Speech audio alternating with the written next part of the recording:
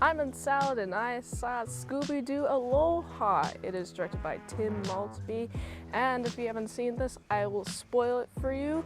Sponsored by my Linktree. You can check that out after the review. The movie starts with some noticeably terrible backgrounds, okay?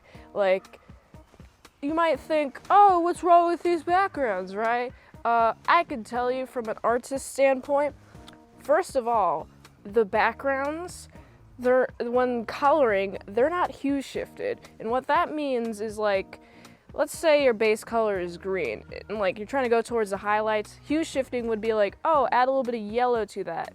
Like, so it's like yellow-green. And in the shadows, it's like the opposite direction, blue-green, kind of. So there's none of that. It's all like shaded within just same green hue, which makes it look ugly. Okay, so that's my main contention. Also, another main contention of this film is it's way too animated. The other Scooby-Doo films, I really appreciate how they end up just picking select shots, like very still frames, and like animating kind of animated. In this one, like all the characters like all of that, right? And you know what happens? Covered the mic by accident. You know what happens when that happens? Well, there's a lot of shots where there's a bunch of people on screen and there's a bunch of people moving on screen, and because all of these elements are moving, there's less time spent on just people being drawn well. So there's a lot of shots where it's like far away and it looks terrible. The animation is like clipping a lot of the time. But enough about the animation, let's talk about the plot, which is fine, I guess. So the gang goes to Hawaii and they're going to a surfing contest. Daphne looks great in her bathing suit, by the way.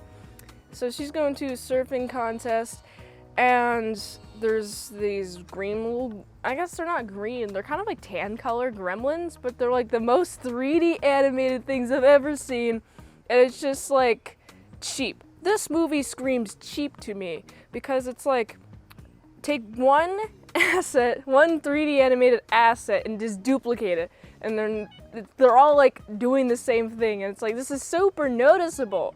This is so noticeably cheap. It's like you guys spent all of your time, like the animators, just animating these characters.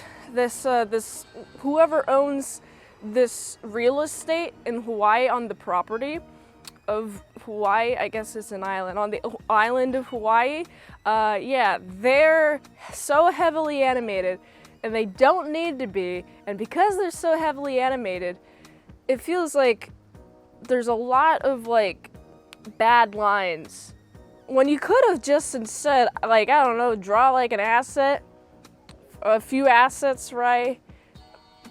Choose between those couple of assets, draw a little bit of like in-betweeners, but mostly draw like the facial expressions and mouths. No, they didn't do that at all in this movie, which I find very annoying. And because of how bad the quality of the art is and how cheap it feels, it distracts my enjoyment of the movie. Let's get back to the plot though. So there's this mystery, right, of this guy's chick is being taken by these gremlin dudes, and then that guy's like, oh my goodness, oh no, we gotta find her, and then the Scooby Gang's like, all right, let's go find her, and then that guy gets kidnapped, and the Scooby Gang's like, what is happening? And then you know what happens? A bunch of these gremlin guys chase the Scooby Gang all around the island, right? And it's fun. I really like the part where they actually end up going to the volcano, around the volcano, and like the chick is there, and she's like, this guy, my boyfriend, I think his name is Manu, yeah, he's escaped, Manu's escaped, and I'm like, okay, how, I guess? It's very fishy, but you know, in typical Scooby-Doo style, we have Shaggy and Scooby being very afraid, and then the rest of the gang, they're like, what's up? What's weird? Also, I noticed a lot of Daphne has changed, like her portrayal has changed since like the earlier movies, because Daphne has been like a damsel in distress kind of type. And what's interesting is like in these newer movies, which are clearly computer animated, she gets like more of an independent streak. She's more like able to defend herself, especially in like later movies. But this movie in particular, she's like chill, I guess. She's also entered the surfing competition, and this big old dude, he's like, oh, the mainlanders, the islanders mad at the mainlanders for even joining our surfing contest because surfing originates from Hawaii. And I'm like, okay, why would that guy care? And so there's this guy and this mask. I forget what his name was, but he has a cool mask, right? And he's surfing.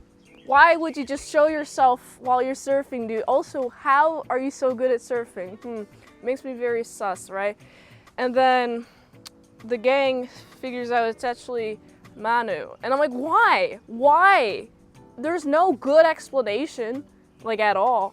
It's just, oh, yeah, I wanted to trick all of these guys into leaving, I guess. Or what seemed to be the actual scheme was they wanted to scare people away so they can buy up all the villas. And the actual real estate agency that's there, that was there before, they're definitely established as like a red herring, but they actually weren't behind it. And so I'm like, okay, this is fine and fun, I guess. A lot of the animation really distracted me from enjoying this movie, and I said that already so many times because it's so true. I think this was too ambitious of a movie. Way too ambitious. Like, I feel like they could have like helped the animators out by like choosing what is it called, storyboards, and like just shots to animate that are easier to do, because I noticed a lot of shots that I've never seen in like a previous Scooby-Doo. There's a lot of I would say a lot of camera movement and a lot of like people coming towards the camera and then walking away, and that you have to deal with a lot with perspective when you draw stuff like that, and it wasn't done well. Like, I don't think the animators played to their strengths, and I probably think it's because of lack of time or lack of talent, especially lack of talent in the background department. Holy crap, man, this sucks. The backgrounds suck.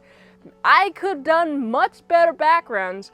Just a little bit of hue shifting, okay? It would have made the backgrounds look a little bit better. Also, the mountains, terrible. The mountains just look gummy, cruddy. What's the proper term for that? Gross. It's just gross. I don't like this movie at all visually. And there's a part when towards the end where we're like, oh look, it's these guys again, right? These gremlins. They turn out to be robots. And then there's just like a bunch of them doing an idle animation, but they're doing the same idle animation, man. And it's like, this looks noticeably different than this art style of them drawing. So, of like them being hand-drawn 2D animation versus 3D animation. There's a lot more 3D animation in this than previous films, but there's still like a nice blend, I guess. So my enjoyment of this film really takes the points down. So I gotta give this movie a solid 5 out of 10.